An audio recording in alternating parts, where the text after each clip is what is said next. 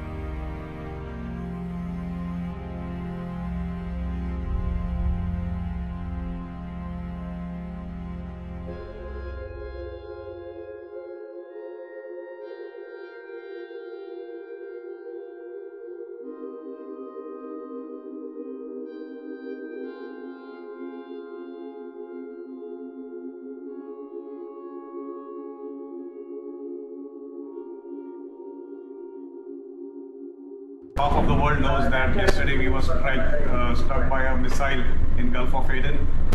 Due to this missile attack, the vessel was on fire, and it was not a small fire; it was a huge fire. It's a loaded tanker, and I hope people know that what happens if a tanker goes on fire, a loaded tanker. So I really thank Indian warship INS Vishakhapatnam. They have done a really tremendous job. We had actually lost the hope that we won't be able to fight this fire, but these guys were really tough.